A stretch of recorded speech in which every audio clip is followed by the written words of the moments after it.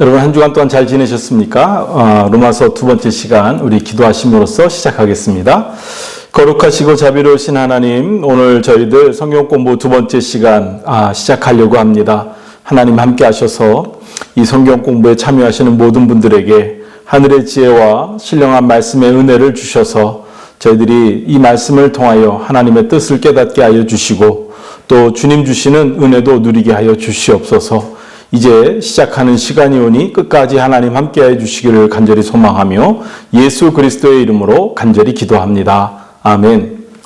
네, 여러분 지난 시간에 우리 이제 로마서 1장부터 시작해서 로마서 1번 강의를 했는데요.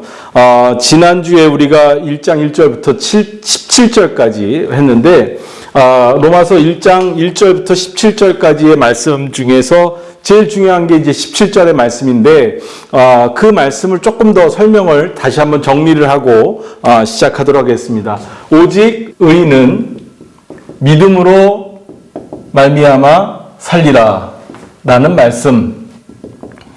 이 말씀이 굉장히 이 로마서의 중요한 주제가 되는데요. 이 말씀이 주제가 되는 이유는 무엇이냐면 사도 바울이 로마서를 통해서 로마의 교회 사람들에게 이 말씀에 대한 것을 이야기하려고 하는 것이죠.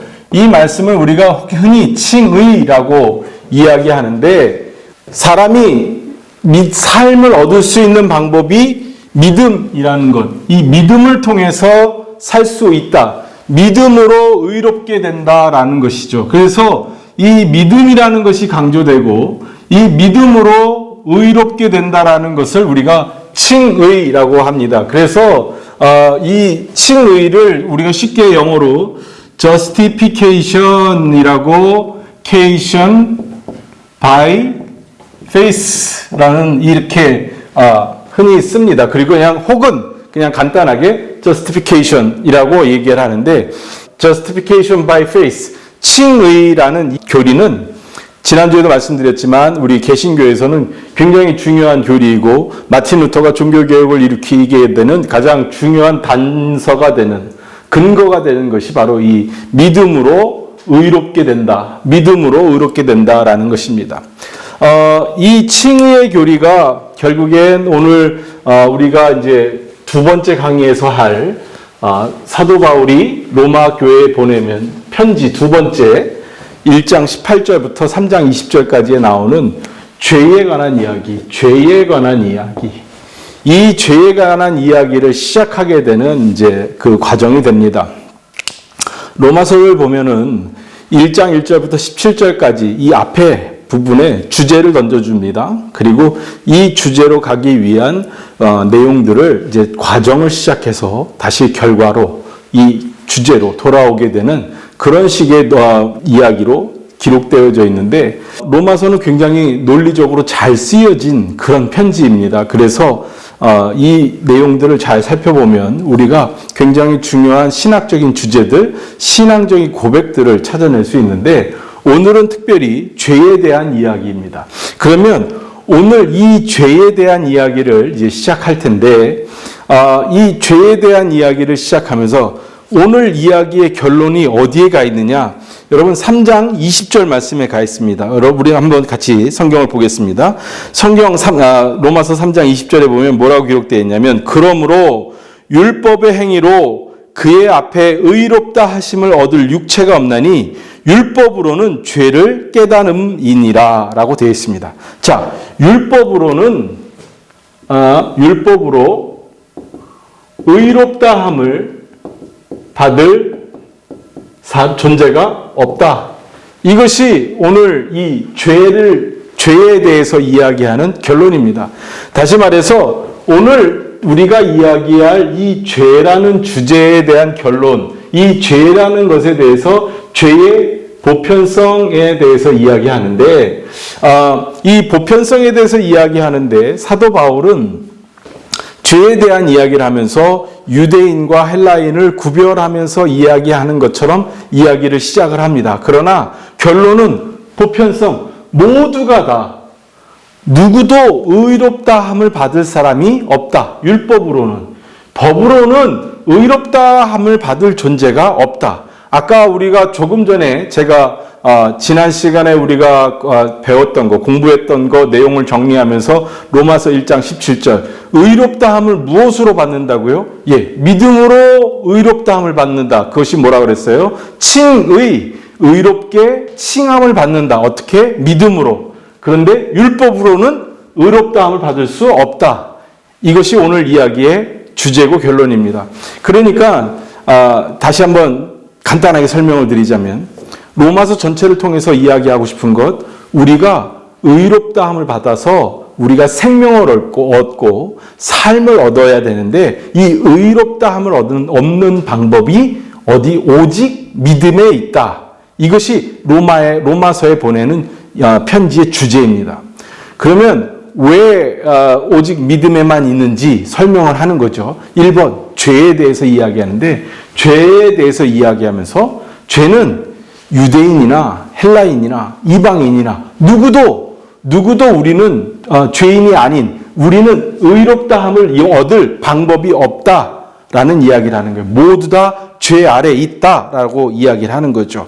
그래서 그 이야기를 이제 1장 18절부터 천천히 풀어가면서 우리가 왜 죄인인지, 우리가 왜 의롭다함을 우리 스스로의 노력과 애씀으로 또는 율법으로 또는 어떤 행위로 우리가 의롭다함을 입을 수 없는지를 설명했는데 그것을 오늘 우리가 두 번째 시간에 다루는 이야기로 한번 배워보도록 하겠습니다.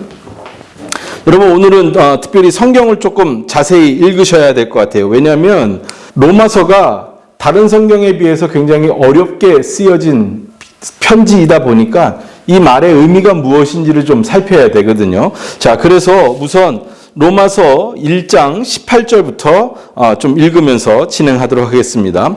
로마서 1장 18절입니다. 하나님의 진노가 불의로 진리를 막는 사람들의 모든 경건하지 않음과 불의에 대하여 하늘로부터 나타나리니 이는 하나님을 알만한 것이 그들 속에 보임이라. 하나님께서 이를 그들에게 보이셨느니라. 창세로부터 그의 보이지 아니하는 것들 곧 그의 영원하신 능력과 신성이 그가 만드신 만물에 분명히 보여 알려졌나니 그러므로 그들이 핑계하지 못할지니라. 자, 여기까지 1장 18절부터 20절까지 말씀 우선 좀 끊어서 설명을 좀 드리겠습니다. 하나님의 진노가 나타난대요. 이것은 하나님의 의라는 말하고 정반대되는 개념입니다. 하나님의 진노가 나타나는데 하나님의 진노가 어떤 사람들에게 나타나냐면 불의한 마음으로 진리를 가리우고 진리를 가로막고 모든 경건하지 않음과 불의로 행하는 사람들.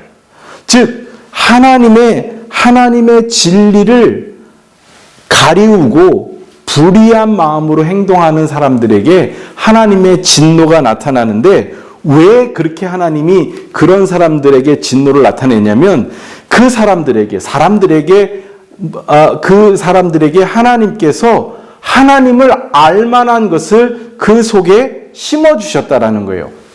세상을 창조하실 때부터. 그게 19절의 말씀입니다. 이는 하나님을 알만한 것이 그들 속에 보임이라. 하나님께서 이를 그들에게 보이셨느니라. 언제 보이셨냐? 20절에 창세로부터 그의 보이지 아니하는 것들, 그가 누구냐면 하나님입니다. 하나님의 보이지 않는 능력, 영원하신 능력, 신성, 이런 것들을 하나님이 창조하신 자연 세계 속에 자연스럽게 스며들게 하셔서 사람들로 하여금 그것을 보고 알게 하셨는데 사람들이 그것을 보면서 하나님의 능력이 그 안에 있는 것을 알면서 그것을 자세히 보면 하나님이 지으신 세계를 보고 하나님이 창조한 이 온 세상을 통해서 하나님의 그 능력을 알 수 있음에도 불구하고 그들이 그것을 가리우고 덮고 불의한 마음으로 행하였기 때문에 그런 사람들에게 하나님의 진노가 나타난다라는 거예요.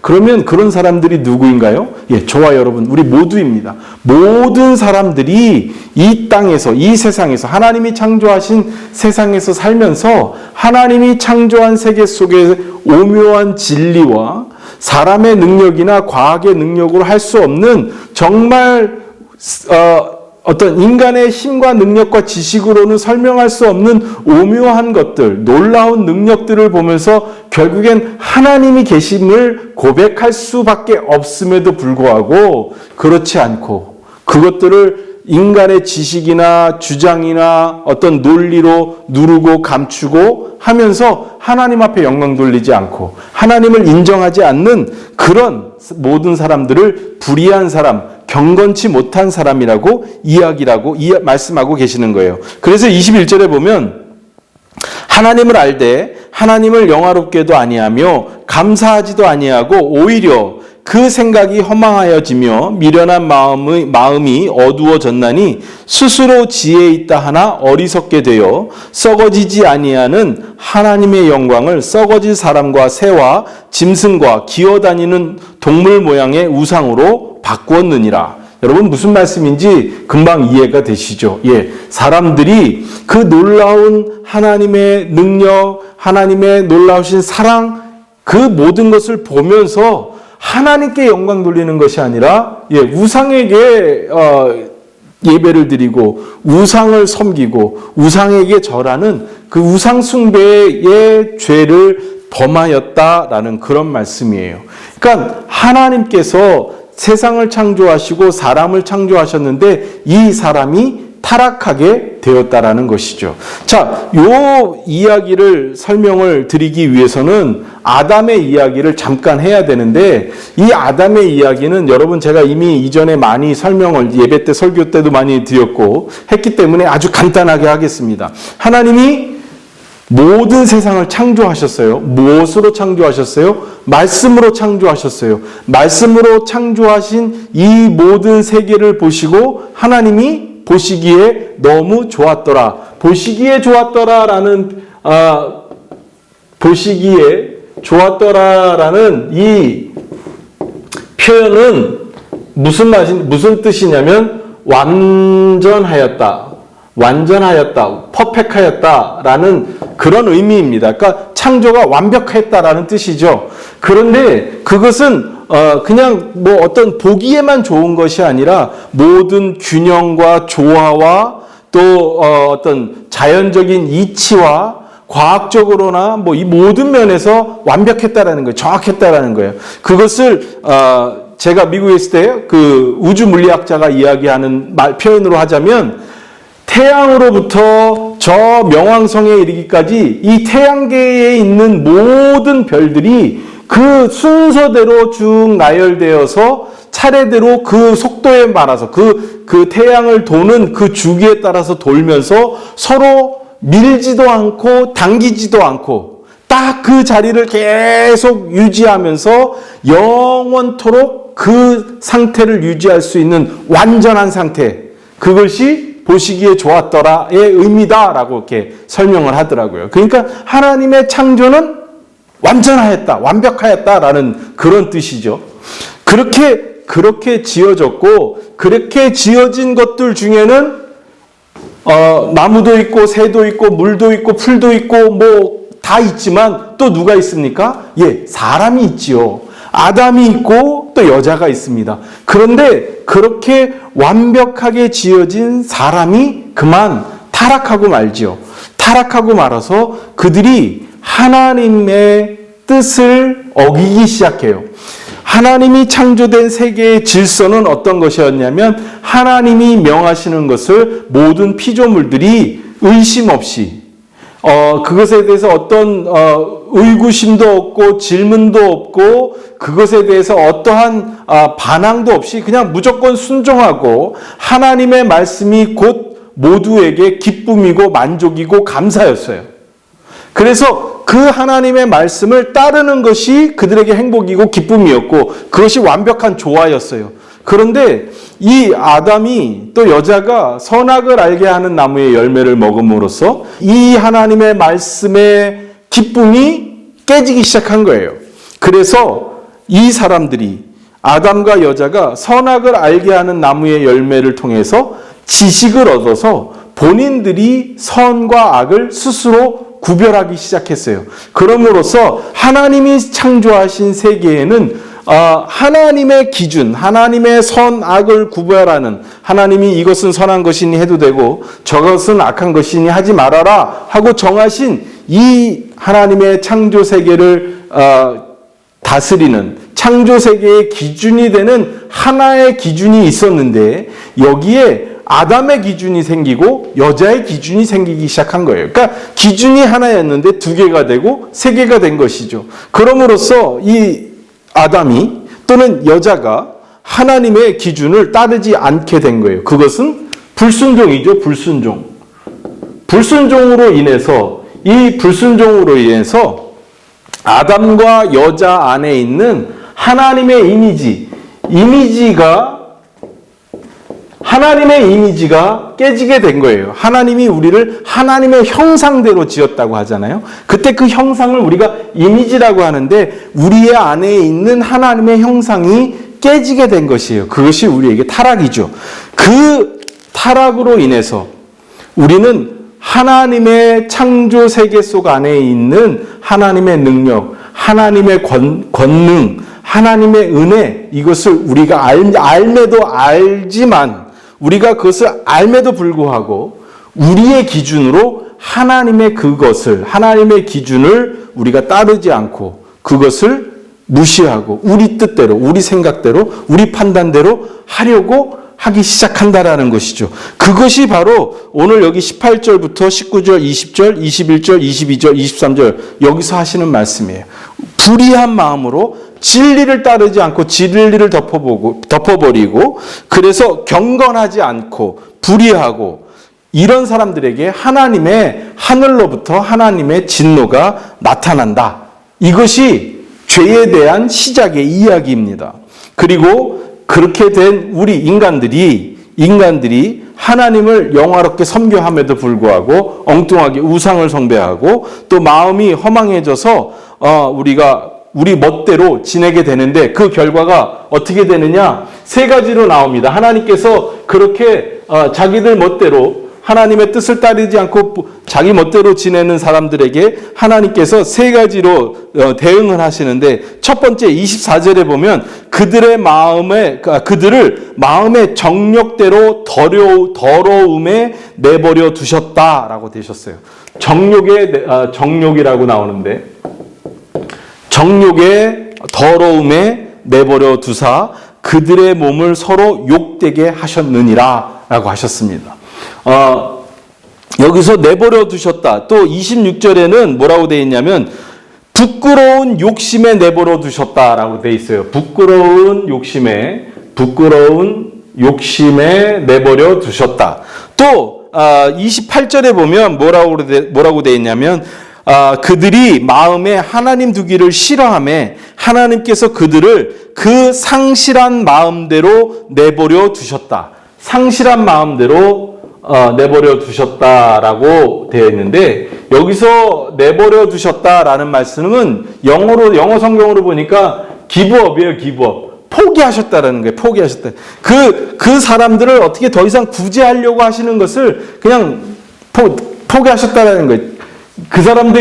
이 사람들이 자기들의 정욕대로 몸을 부끄럽고 더럽게 사용하셔도 그냥 두셨고, 부끄러운 욕심으로 자기들이 욕심을 채우기 위한 다툼과 그런 분쟁으로 살아도 내버려 두셨고, 여기 상실한 마음이라는 것은 부적절한 마음이거든요. 그 부적절한 마음으로 행하는 모든 것, 타락한 마음으로 행하는 모든 것도 하나님이 그대로 내버려 두셨다라는 거예요. 그래서 29절에 보면 불의와 추악과 탐욕과 악의가 가득한 자요, 시기와 살인과 분쟁과 사기와 악독이 가득한 자요, 수근수근한 자요, 비방하는 자요, 하나님께서 미워하시는 자요, 능욕하는 자요, 교만한 자요, 자랑하는 자요, 악을 도모하는 자요, 부모를 거역하는 자요, 우매한 자요, 배악하는 자요, 무정한 자요, 무자비한 자라. 그들이 이 같은 일을 행하는 자는 사형에 해당한다 하고,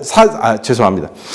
그들이 이 같은 일을 행하는 자는 사형에 해당한다고 하나님께서 정하심을 알고도 자기들만 행할 뿐 아니라 또한 그런 일을 행하는 자들을 옳다 하느니라. 누가요? 사람들이요.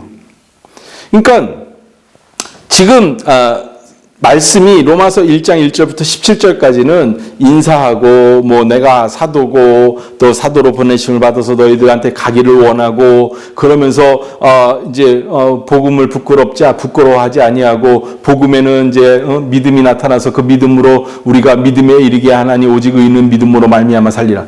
우리가 살아갈 수 있는 방법이 복음에 나타나는데 그 방법이 뭐냐면 예수 그리스도를 그 복음을 믿는 것. 예수 그리스도를 믿음으로 우리가 의롭게 되고 의롭다 인정함을 받게 되고 의롭다 인정함을 받게 됨으로써 우리가 삶을 얻게 될 것이다 라고 했는데 갑자기 18절부터 이야기가 완전히 뒤집어지면서 죄에 대한 이야기를 하는데 이 죄에 대한 이야기는 너무나 암울한 이야기예요. 뭐냐면 우리 모두가 다 죄인이라는 거예요. 우리를 정력대로 욕심대로 상실한 마음대로 하나님이 그냥 내버려 두셨대요. 그러니까 우리가 어떤 사람이 되었냐면 모든 불의와 추악과 탐욕과 악의가 있고 시기, 살인, 분쟁, 사기, 악독, 수군, 비방하고 하나님을 미워하고 능욕하고 교만하고 자랑하고 악을 도모하고 부모를 거역하고 우매하고 배악하고 무정하고 무자비하고 완전 흉악범입니다. 근데 문제는 뭐냐면 그럼에도 불구하고 이렇게 행하는 자들은 다 하나님이 사형에 해당한다라고 말했음에도 불구하고 스스로 옳다라고 이야기를 하면서 우리만 그렇게 행하는 것이 아니라 그 다른 사람들도 그렇게 행해도 된다라고 이야기하고 있다라는 것이죠. 문제는 뭐냐면 사람들이 하나님이 정한 그 법, 하나님이 정한 그 규칙, 하나님이 정한 그 선과 악의 기준을 사람들이 다 무시하고 살아가고 자기들 뜻대로 자기들 생각대로 그렇게 판단하고 그렇게 행동하고 있다라는 거예요. 정욕대로 사는 사람들은 자기 정욕대로 사는 자기가 옳다라고 얘기하고 있고 부끄러운 욕심대로 살고 있는 사람들은 자기 욕심대로 사는 게 자기가 옳다라고 이야기하고 있다라는 거예요.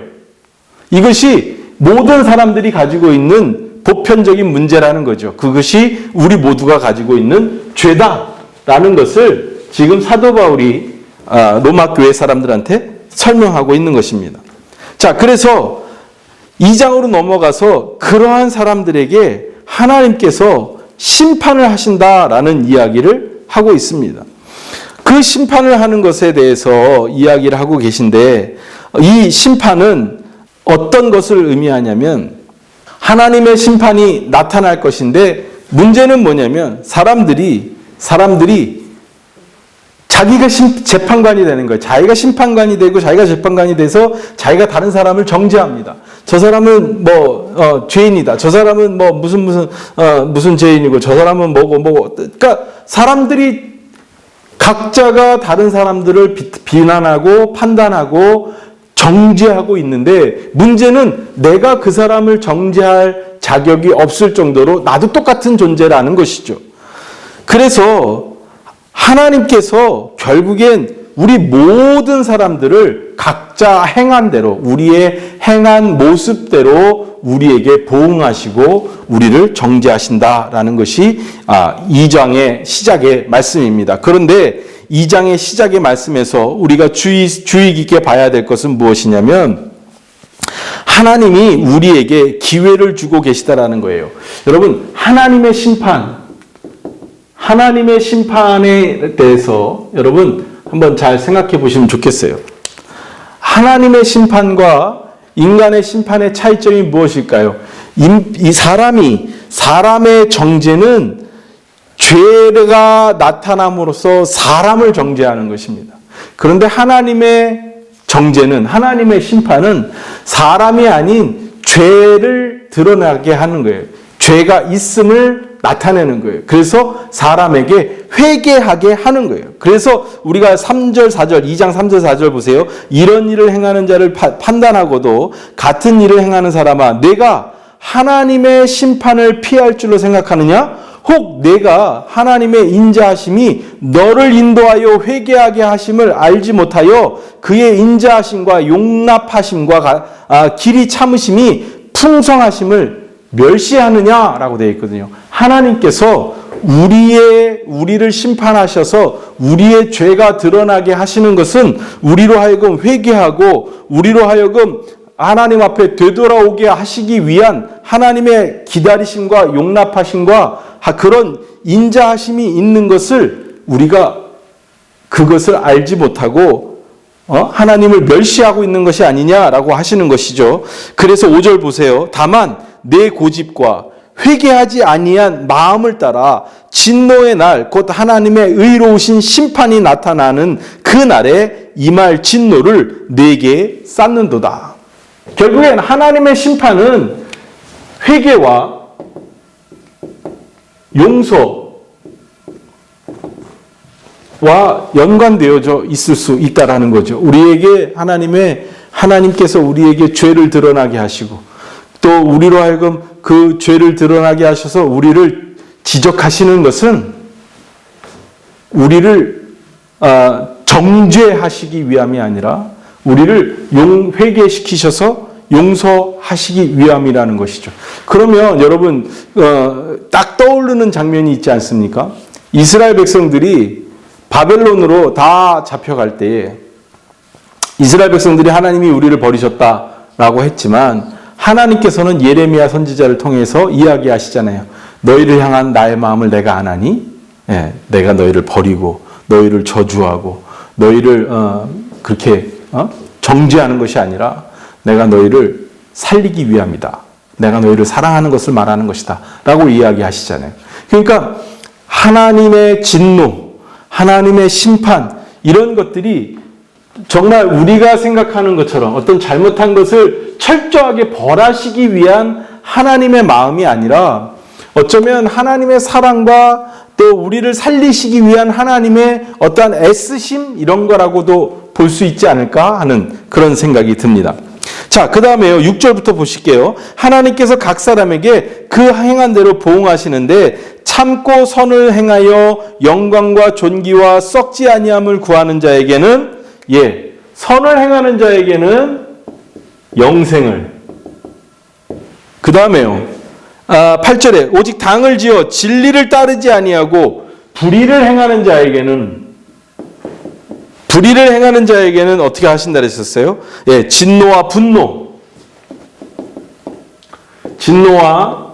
분노로 하신다고 하셨고 또 그 다음에 9절 보세요. 악을 행하는 자에게는 각 사람의 영에는 환난과 곤고가 있다고 하셨습니다. 환난과 곤고가 있다고 하셨습니다. 그리고 10절에 선을 행하는 각 사람에게는 영광과 존귀와 평강이 있으리니 먼저는 유대인에게요 그리고 헬라인에게라. 하나님께서 선이 여기 또 있죠. 하나님께서 각 사람이 행한 대로 보응하신다라고 하셨는데 문제는 우리가 과연 선을 행할 수 있느냐? 이게 문제라는 것이죠. 사도 바울이 로마서에서 이야기하고자 하는 1장 18절부터 3장 20절에서 이야기하고자 하는 것은 원론적으로는 하나님께서는 각 사람이 행한 대로 선을 행한 사람한테는 영생을, 불의나 악을 행한 사람에게는 진노와 분노 혹은 환난이나 곤고를 이렇게 그들이 행한 대로 보응하신다. 그들이 유대인이건 헬라인이건 그들이 행한 대로 보응하신다라고 말하고 있어요. 그런데 사도 바울이 로마서에서 얘기하는 것은 그럼에도 불구하고 우리 모든 인간은 죄가 있기 때문에 우리 스스로 선을 행할 수가 없다. 그 이야기를 이제 앞으로 내일, 다음 주, 그 다음 주 이렇게 할 겁니다. 그러면 어떻게 우리가 영생에 이를 수 있느냐? 다시 처음으로 돌아가는 거죠. 어떻게 해요? 믿음으로. 의롭다함을 얻음으로써 예수 그리스도를 믿음으로 우리가 의롭다함을 얻어 칭의를 받아서 그래서 우리가 영생을 얻게 된다. 자, 로마서에서 이야기하고자 하는 줄거리를 대충 이제 이해하시겠죠.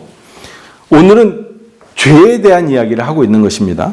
자, 그 죄에 대한 이야기를 하는데 사도 바울이 이 편지 로마서를 쓸 때의 당시는 이 유대인과 유대인이 아닌 것을 구별하던 그런 시대죠. 그런데 이 유대인과 유대인을 구별하지 않는 일들 중에서 어떤 일이 있었냐면 이 제국 안에 사도 바울이 전도 여행을 다니면서 세운 소아시아의 교회와 유럽의 교회들, 그런 교회들마다 그 지역에 사는 유대인들이 교회에 찾아와서 뭐라고 얘기하냐면, 너희들이 이렇게 이방인이 예수 그리스도를 믿고 교회 믿음 생활을 이제 할 것 같으면 너희들 할례 받아야 돼, 율법대로 살아야 돼라고 이야기를 하는 거예요. 그러니까 그들에게 항상 그 사도 바울이 세운 제국 안의 교회들에 있어서 가장 큰 어려움 중에 하나가 뭐냐면 그런 율법의 문제. 유대교 사람들이 와서, 유대인들이 와서 율법을 지켜야 한다라고 요구하는 그 율법의 문제. 그 다음에 지난주에도 잠깐 말씀드렸습니다만 또 하나의 문제가 뭐냐면 사도 바울에 대한 사도성의 문제. 이 두 가지 문제가 항상 도전으로 다가와서 교회를 어렵게 하고 힘들게 하고 교회 안에 다툼이 생기게 하고 이제 그렇게 만들고 있었던 거죠. 그래서 그럼에도 불구하고 이 로마 교회는 그런 것들에 대해서 조금 여유가 있었어요. 왜냐하면 이 로마 지역에는 유대인들이 많이 들어가 있지도 못했을 뿐더러 또 사도 바울의 사도성에 대한 공격도 상대적으로 적었고요. 또 로마 교회는 사도 바울이 세운 교회가 아니었고요. 그래서 이제 아마도 사도 바울이 이 편지에서 로마 유대인과 로마 사람들, 이방 사람들 또는 그리스 헬라 사람들을 구별해서 말하는 것은 그런 의도가 있지 않는가 하는 그런 생각이 듭니다. 자, 2장 12절부터 16절까지 보면 율법 안에서 범죄한 자, 또 율법이 없이 범죄한 자, 뭐 이런 식의 이야기들을 이야기합니다. 그러나 결론은 똑같은 거예요. 법의 내용이 있는 사람은 그 법 안에서 범죄한 자가 되는 거고, 율법이 없이 범죄한 사람은 또한 율법이 없이 범죄한 것으로 또한 멸망한다라는 것이죠. 그래서 결국엔 모든 사람은 율법이라는 것은 유대인의 율법을 이야기하죠. 이 율법이 있고 없고를 떠나서 모든 사람은 죄인이다라는 이야기를 하고 있는 것입니다. 그러면 이 유대인의 죄는 무엇이냐? 이제 그것이 2장 17절부터 시작되는데요. 2장 17절부터 나오는 유대인의 죄는 무엇이냐면 크게 두 가지인데, 첫째는 율법에 관한 겁니다. 율법을 이야기하고 있는데 율법을 지키지 않아요. 율법을 자랑하고 율법이 자기들에게 있음에도 불구하고 율법을 지키지 않아요. 여러분 3장 보십시오. 3장 1절 보면 그런즉 유대인의 나음이 무엇이며 할례의 유익이 무엇이냐? 범사에 많으니 우선은 그들이 하나님의 말씀을 맡았음이니라. 이 말은 뭐냐면 율법을 유대인이 다른 이방인보다 나은 것이 무엇이냐, 또 그들이 할례 받는다라는 것, 이 할례 받은 자로서 그들에게 더 어드밴테이지가 뭐냐? 그랬더니 2절에 범사에 많으니 여러 개가 있다는 거예요. 없는 게 아니에요. 유대인이 더 낫다는 거예요. 어드밴테이지가 있다는 거예요. 그런데 그 중에 첫 번째가 뭐냐면 하나님의 말씀을 먼저 받았다라는 거예요. 그러니까 사도 바울도 유대인에게 어드밴테이지가 있고 그들에게 더 유익이 있다라는 것을 인정을 하고 있어요. 그런데 그 다음 앞뒤로 말씀을 읽어보면 율법을 주셨고 하나님의 말씀을 받았음에도 불구하고 그들이 이 율법을 지키지 않아요. 이것이 그들의 첫 번째 죄입니다. 그들이 율법을 정확히 지키지를 않아요. 또 율법을 지킨다고 하나 그 율법을 그 문자대로 지키려고 하지 그 율법을 온전히 그 의미를 지키지 않습니다. 여러분 그 에스겔서에 가면 재밌는 말씀이 나옵니다. 에스겔서 20장에 보면 하나님께서 에스겔을 통해서 이스라엘의 장로들한테 이렇게 말씀하십니다. 자, 제가 읽어드릴게요. 한번 들어보세요. 에스겔서 20장 10절부터입니다. 그러므로 내가 그들을 애굽 땅에서 나와서 광야에 이르게 하고 사람이 준행하면 그로 말미암아 삶을 얻을 내 율례를 주며 내 규례를 알게 하였고 또 내가 그들을 거룩하게 하는 여호와인 줄 알게 하려고 내 안식일을 주어 그들과 나 사이에 표징을 삼았노라. 그러나 이스라엘 족속이 광야에서 내게 반역하여 사람이 준행하면 그로 말미암아 삶을 얻을 나의 율례를 준행하지 아니하며 나의 규례를 멸시하였고 나의 안식일을 크게 더럽혔으므로 내가 이르기를 내가 내 분노를 광야에서 그들에게 쏟아 멸하리라 하였으나 이렇게 되어 있습니다. 무슨 말씀인지 아시겠죠? 에스겔 선지자를 통해서 하나님께서 율법에 대해서 이야기하는데 뭐라고 얘기하냐면 그냥 지키기만 하면 삶을 얻을 거래요. 지키기만 하면 삶을 얻게끔 하시기 위해서 주신 율례와 규례래요. 그게 뭐예요? 그게 율법이에요. 그걸 이스라엘 백성들에게 주셨어요. 하나님이 이스라엘 백성들에게 율법을 주신 이유는 뭐냐면 그것을 지키면 그들이 삶을 얻어요. 영생을 얻어요. 자, 여기서 여러분 잘 생각해 보십시오. 영생을 얻어요. 영생을 얻는 방법은 어떤 사람한테 영생을 줘요? 의롭다함을 받은 사람, 의롭다함을 받은 사람에게 영생을 주신다라고 로마서에서 얘기하고 있어요. 근데 로마서에서는 이 의롭다함을 얻는 방법이 오직 믿음밖에 없다라고 얘기를 했어요. 그런데 구약 아까 제가 지금 방금 읽어드린 에스겔서에서는 율법도 영생을 얻는 방법이에요. 즉 율법을 통해서 의롭다함을 얻을 수 있다라는 말이 되는 거예요. 그런데 유대인에게 이 율법을 주었는데 이 유대인들이 율법을 지키지 않았어요. 그래서 그들은 멸망한 자, 영생을 얻을 수 없는 사람, 영원한 사망으로 갈 수밖에 없는 그런 사람들이 되었다라는 것입니다. 그리고 두 번째는 무엇이냐면 이들의 두 번째 잘못은 무엇이냐면 이 율법을 강조하는 거예요. 그래서 이 율법을 강조하고 이것으로 남을 정죄하는 거예요. 이것이 이들의 잘못이라고 지금 사도 바울이 이야기하고 있습니다. 율법을 행하면 할례가 유익하나 25절에 만일 율법을 범하면 내 할례는 무할례가 되느니라. 그러니까 25절의 말씀은 바로 이 율법 이것에 관한 이야기예요. 율법을 행하면 할례가 유익하나 율법을 행하지 않으면 할례는 무할례가 되느니라. 너희들이 율법을 이야기하지만 그래서 너희들이 할례를 받으라고 이야기를 하지만 너희들조차도 할례를 받았다고 너희들 이야기하지만 너희들은 무할례자하고 똑같다라는 그런 말씀이죠. 그래서 이것이 바로 유대인들이 가지고 있는 죄. 그것이 어디까지 나오냐면 3장 8절까지 이 말씀이 유대인의 죄에 관한 말씀입니다.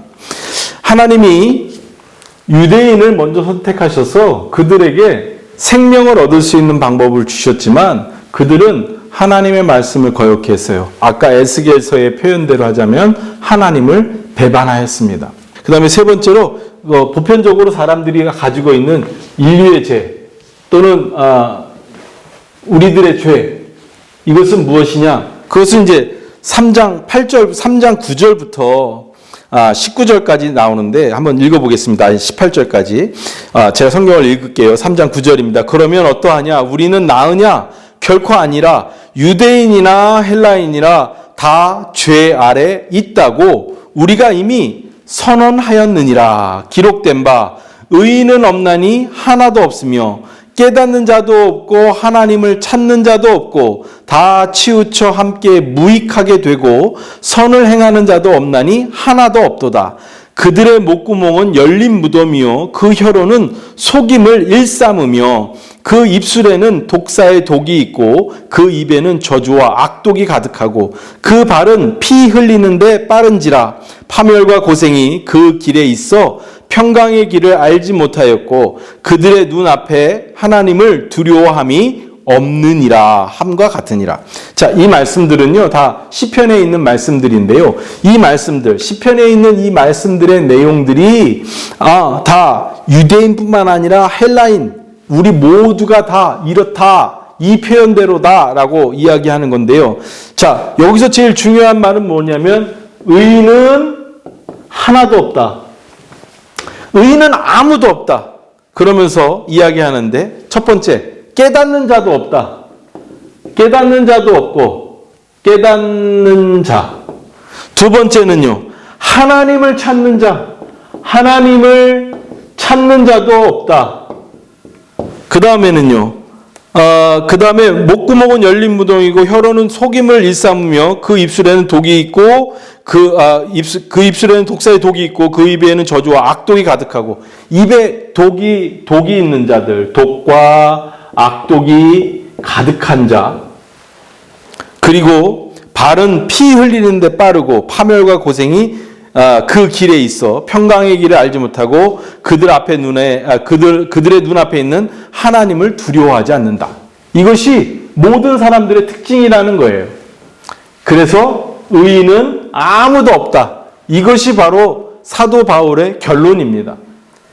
유대인들은 율법을 주었음에도 불구하고 율법을 따르지 않고 율법을 배반하는 자가 되었고, 그렇다고 해서 우리는 율법을 안 받았으니까 그러면 우리는 좀 나으냐? 우리는 율법을 배반하지 않을 수 있는 기회가 있으니, 율법을 배반하지 않았으니, 받지도 않았으니까, 배반하지 않았으니 우리는 좀 나으냐? 아니라는 거죠. 우리도 역시 의인이 아닌데, 왜냐하면 우리는 깨닫지도 못하고 하나님도 찾지 않았고, 우리에게는 악독이 가득하고 우리 발은 피를 흘리는데 빠르고 하나님을 두려워하지 않고, 의인이 아무도 없다. 의인이 없는데 하나도 없다라고 말하는 이 시편의 말씀처럼 우리 또한 역시 의인이 아니다 라고 말하면서 19절 20절로 갑니다. 우리가 알거니와 무릇 율법이 말하는 바 율법 아래에 있는 자들에게 말하는 것이니 이는 모든 입을 막고 온 세상으로 하나님의 심판 아래 있게 하려 함이라. 그러면서 20절의 말씀, 그러므로 율법의 행위로 그 앞에서 의롭다 하심을 얻을 육체가 없나니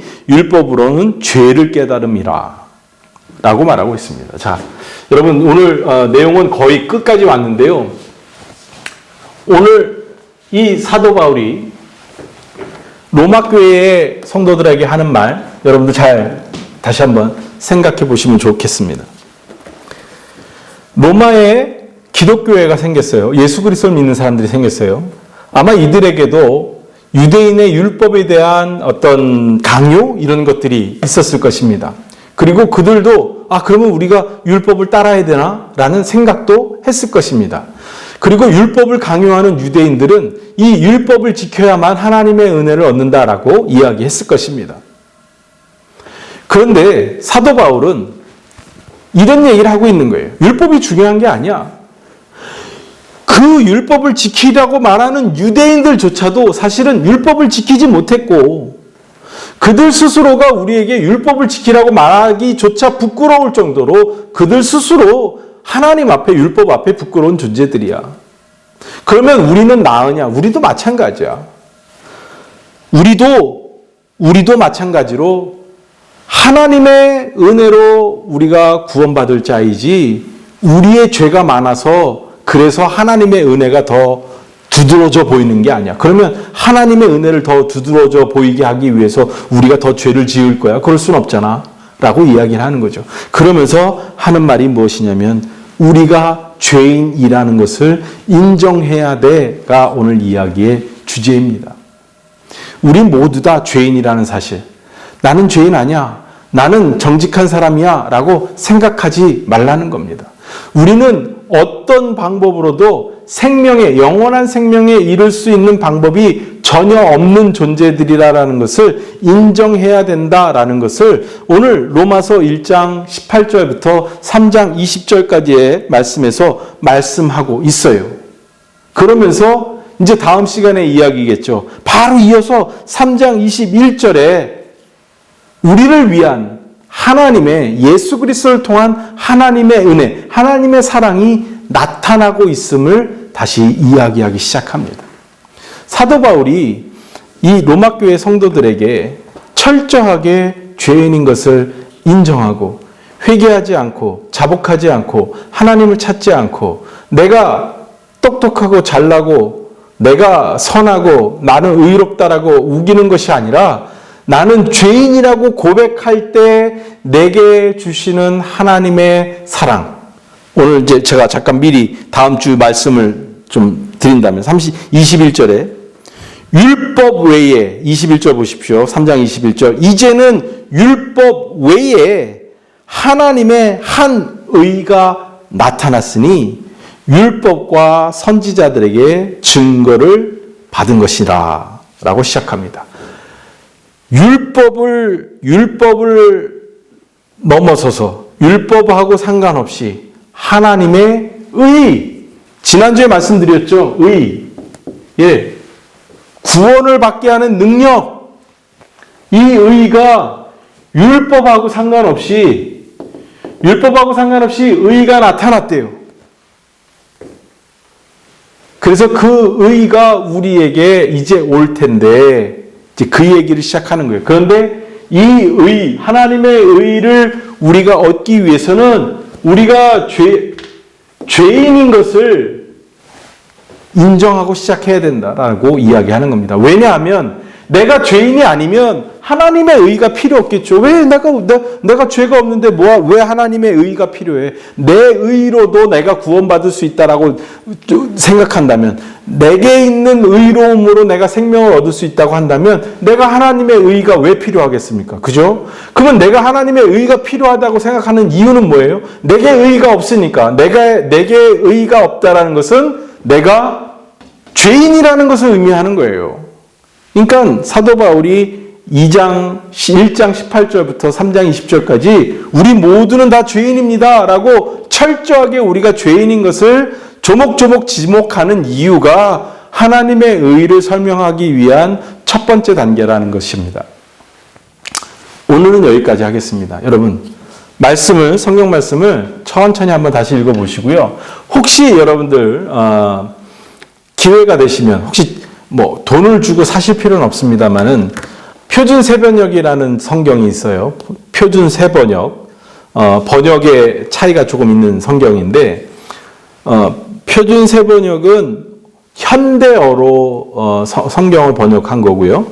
또 그것은 헬라어나 히브리어 원전에서 번역을 한 겁니다. 그래서 우리가 가지고 있는 개역 개정하고 약간 번역이 달라요. 그렇다고 해서 의미가 크게 차이 나는 건 아닌데, 그 성경이 조금은 현대어로 되어 있어서 우리가 이해하기가 쉽습니다. 혹시 로마서를 읽으시면서 내용이 잘 이해가 안 되시는 분들은 그 표준 세번역을 구하실 수 있는 분들은 구해서 읽어보시면 좋겠고요. 아니면 인터넷에서 로마서 표준 세번역 이렇게 아마 치면은 아마 나올 거예요. 그러면 우리가 필요로 하는 부분만 이렇게 띄어서 한번 읽어보시면 조금 성경 말씀을 이해하는데 조금 쉽게 이해되실 수 있으리라고 생각됩니다. 제가 앞뒤 열심히 한다고 하는데 조금 부족한 게 많은 것 같아요. 어쨌든 계속 채워가면서 진행하도록 하겠습니다. 혹시 질문 있으신 분들은 또 우리 단체 톡방에 질문을 올려주시고 제가 성실하게 대답해 드리도록 하겠습니다. 오늘 여기까지 하고요. 다음 주에 또 다시 뵙도록 하겠습니다. 여러분들 수고하셨습니다. 우리 다 같이 주기도문하고 마치도록 하겠습니다. 하늘에 계신 우리 아버지여, 이름이 거룩히 여김을 받으시오며 나라가 임하옵시며 뜻이 하늘에서 이루어진 것 같이 땅에서도 이루어지이다. 오늘 우리에게 일용할 양식을 주옵시고 우리가 우리에게 죄 지은 자를 사하여 준 것 같이 우리의 죄를 사하여 주옵시고 우리를 시험에 들게 하지 마옵시고 다만 악에서 구하옵소서. 나라와 권세와 영광이 아버지께 영원히 있사옵나이다. 아멘.